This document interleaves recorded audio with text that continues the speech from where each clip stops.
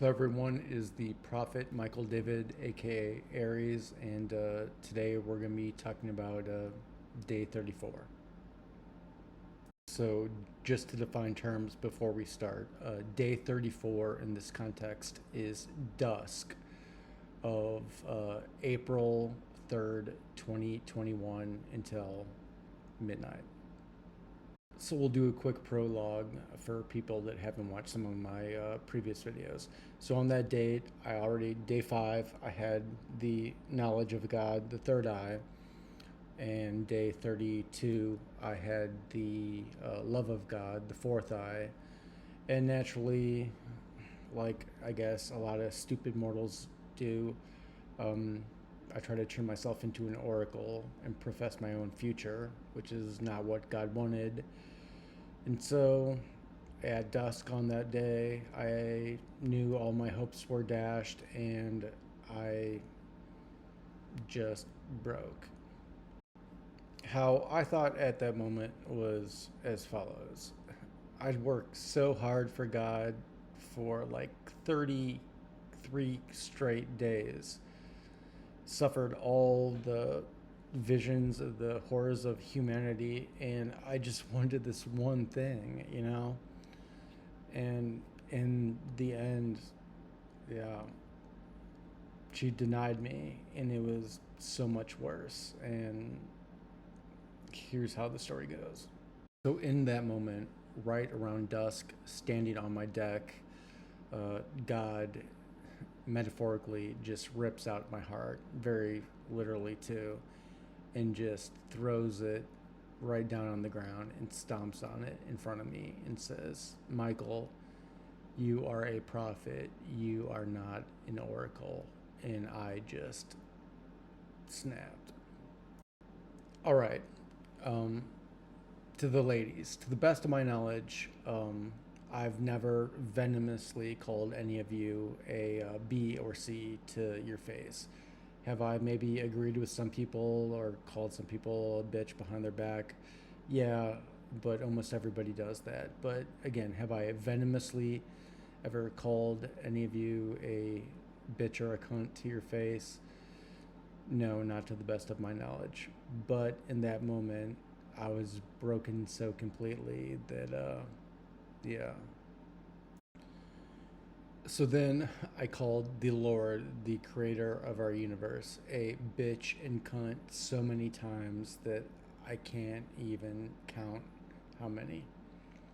I never felt so betrayed in my life, and she did not smite me, and she did not say a thing. I also called her Bloody Mary and told her that I was the only being at the house that was worthy of wearing the colors of green and gold. And like instantly, her image in my mind turned from green and gold to like crimson red. Then I had a full blown panic attack, anxiety attack, mania attack, whatever you want to call it.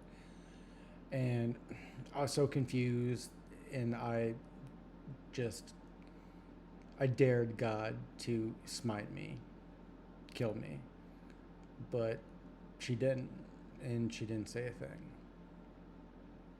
Then I had another anxiety attack, panic attack, mania attack, and I begged God to smite me. I begged her to kill me, but she didn't, and she didn't say anything. So then I finally asked her, then just destroy me. Just wipe my existence from this universe so I don't have to exist in this shitty COVID world and shit. Just hit me and explode me. And she did oblige me. She hit me and exploded me and turned me into quark gluon plasma. Look it up. All over my yard. All right, so here's where the story is going to diverge for a second between how I perceived it and how God perceived it, and that's only because she wants me to mention this. So first, how I perceive this. All right, all I can say from my perspective is I am my mother's son. I'm not a fucking idiot, and I knew I was beat. I was dealing with a deity, and she just fucked me over. I didn't know what was going on, but I knew I was beat. So I had to regroup.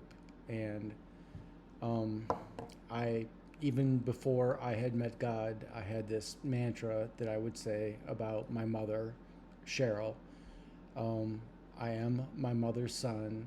I can be broken, but no one can keep me from putting myself back together. And I have a few variations from that, but that's the basic saying. And in that moment, um, yeah, I just kind of went Super Saiyan with it. As destroyed and betrayed as I felt in that moment, all I kept saying was, I am my mother's son. I can be destroyed, but nothing can keep me from keep putting myself back together, not even a deity. I am my mother's son. I can be destroyed. Nothing can keep me from putting myself back together, not even a fucking deity. I am my mother's son. I can be destroyed, but nothing can keep me from putting myself back together, not even a fucking deity. I just kept saying that over and over and over and over, right into the face of God. And I coalesced myself then from that plasma back into a single form. And then I said a couple more bad things that I don't remember. And I told her if she thought this was my rock bottom, that she was totally mistaken because that was way, way farther down in the underworld. And then I said, you know, fuck this. I'm going to bed. And I walked inside, back into the house, and turned the corner, and then the next part. So then, after I turned the corner, I was right there at the universe room, the stickies room, and I'll show you guys the pictures of the two theories from previous videos. But and that's the moment where she said, "Okay, so I guess you're not going to hang your next theory tomorrow," and that's when everything changed.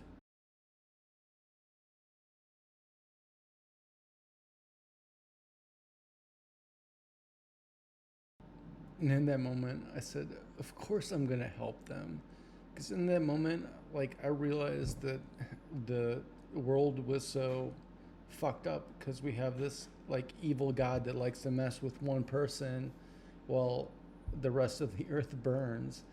And so I don't know why I stuck up for you guys. I mean, I love you now. It's easy to say. I mean, you are her children and everything. But at the time, I wanted nothing to do with you guys. And I don't know why I stuck up for you, except that, you know, it wasn't your fault. It wasn't my fault. It was just because we had this evil god that wanted to mess with one person. And it culminated with this long diatribe about how, like, if you're so all powerful and everything, why don't, and you want your people to be happy, why don't you just manifest yourself as Big Mama, come down, smack around the bad people, say Michael's in charge or whoever, not even me, I don't care, just as long as it gets done. And then that would solve everything. Like why do you mess with one single person when the world is burning? And like in the most insulting thing I could think to say at the end of this diatribe, I said, how in the flying fuck can a creator deity create a prophet that is better at his job than the deity is that created him? Like straight into God's face. I swear I said to her face. And she did not spite me. And then I went to bed. And that's the end of day 34.